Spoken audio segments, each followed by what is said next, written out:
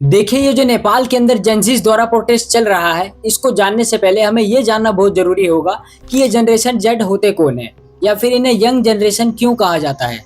तो जिन लोगों का जन्म सन 1997 से 2012 के बीच में हुआ है, वो सभी लोग जेनज़ीस में आते हैं, यानी कि जनरेशन ज़ेड में आते हैं।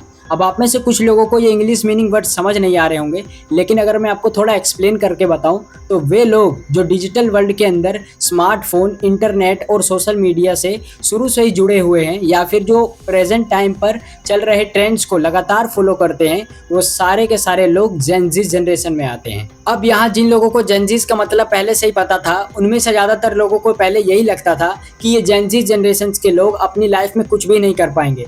लेकिन नेपाल के अंदर जो इंसिडेंट्स हमें देखने को मिला, उसे देखने के बाद शायद इन लोगों की भी सोच बदल जाए।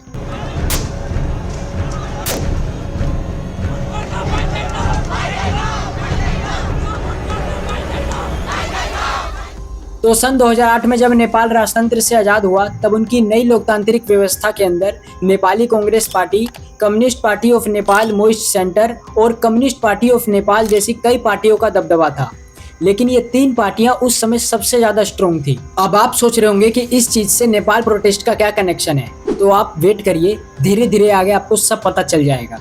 तो 2014 से 2025 तक नेपाल के तीन prime ministers KP Sharma Oli, Pushpa कमल दहाल और शेर बहादुर देउबा आपस में ही सरकार अदला बदली कर रहे थे। जहां 2014 से 2016 के बीच केपी शर्मा ओली यहां के प्रधानमंत्री रहते हैं। 2016 से 2017 के बीच पुष्पा कमल दहाल यहां के प्रधानमंत्री रहते हैं। 2017 से 2018 के बीच शेर बहादुर देउबा यहां के प्रधानमंत्री रहते हैं। 2018 से 2021 तक फिर केपी शर्मा ओली यहां के प्रधानमंत्री बन जाते हैं। 2021 से 2022 तक शेर बहादुर देउबा, 2022 से 2024 तक पुष्पा कमल दहाल एक बार फिर यहाँ के प्रधानमंत्री बन जाते हैं।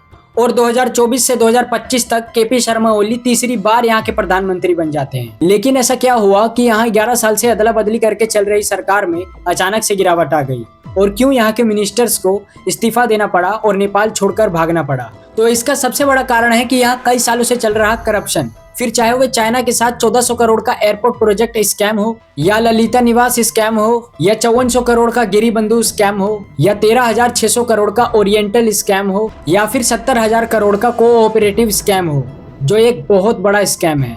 और अगर आपको इन सारे स्कैम्स के बारे में डिटेल्स में जानना है, तो आप इस वीडियो के डिस्क्रिप्शन में प्रोवाइड लिंक पर क्लिक करके पढ़ भी सकते हैं। और इन बड़े बड़े करप्शंस के अलावा भी ऐसी कई सारी चीजें थी जिसने नेपाल की अर्थव्यवस्था को हिला कर रख दिया, जैसे कि weak infrastructure and health crisis, जिसके अंदर नेपाल में एडवांस एमआरआई मशीन्स की भारी मात्रा में खपत हो गई थी। और दूसरा, बरेटा कंपनी से सरकार बिचौलिए द्वारा 4 गुना ज़्यादा दाम पर हथियार खरीद रही थी। Impact on economy and inflation, यानी कि यहाँ पर महंगाई इतनी ज़्यादा बढ़ गई थी कि यहाँ के स्टूडेंट्स को अपनी ट्यूशन फीस के लिए भी पार्ट टाइम जॉब तक करना पड़ता था।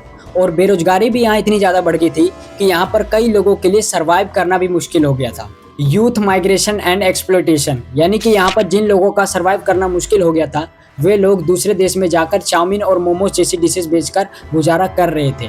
और कुछ लोग तो रसिया यूक्रेन वॉर का भी हिस्सा हो गए थे, जहां उन्हें रसिया की तरफ से महज 20 से 25 दिन की आर्मी ट्रेनिंग कराकर सीधा वॉर की फ्रंट लाइन पर उतार दिया जाता था, जहां उनके साथ आगे क्या होगा इसकी कोई परवाह नेपाल गवर्नमेंट को नहीं थी, क्योंकि इनके बच्चे तो शो ऑफ और अय्याशी में डूबे हुए थे।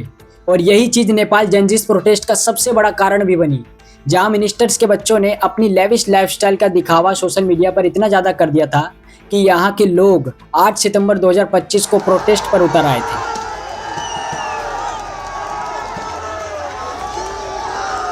जहां पहले तो सबको यही लग रहा था कि ये प्रोटेस्ट 4 सितंबर 2025 को नेपाल गवर्नमेंट द्वारा यूट्यूब, फेसबुक, इंस्टाग्राम और व्हाट्सएप जैसे 26 सोशल मीडिया प्लेटफॉर्म को नेपाल में बैन करने के अगेंस्ट किया जा रहा है। लेकिन बाद में पता चलता है कि ये प्रोटेस्ट नेपाल में बढ़ रही इन्फ्लेशन, करप्शन और इकोनॉमिक क्राइसिस के अगेंस्ट किया जा रहा है, जिसे हामी नेपाल एनजीओ और काठमांडू के मेयर बालेन शाह रिप्रेजेंट कर रहे थे। जहां इन दोनों की मदद से लोगों के अंदर इतना ज़्यादा आक्रोश बैठ गया कि प्रोटेस्टर्स ने सुप्रीम कोर्ट और उसके सभी डॉक्यूमेंट्स जला दिए, पार्लियामेंट बिल्डिंग को भी नहीं छोड़ा, उसे भी जला दिया, 15,000 से ज़्यादा कैदियों को यहाँ रिहा कर दिया। नेपाल के डिप्टी पीएम और फाइनेंस मिनिस्टर विष्णु प्रसाद पौडेल को रोड पर दौड़ा कर लात घूंसों से पीटा गया। और यही नहीं, नेपाल के फॉर्मर प्राइम मिनिस्टर झालानाथ खलन की पत्नी को उनके घर के साथ जिंदा जला दिया गया, जिसके बाद उनकी मृत्यु हो गई। जब बदले में सरकार एक्शन लेती है तो सबसे पहले यहाँ प्रोटेस्टर्स पर रबर बुलेट, वाटर कैनन और टीयर गैस का प्रयोग किया जाता है। लेकिन जब यहाँ प्रोटेस्टर्स सारी हदें पार कर देते हैं तब सरकार द्वारा सुरक्षा कर्मियों को प्रोटेस्टर्स पर रियल बुलेट चलाने का भी आदेश दे दिया जाता है, जिसकी वजह से 19 लोगों की वहां मौके पर ही मौत हो जाती है और जिसमें 12 साल का एक बच्चा भी शामिल होता है।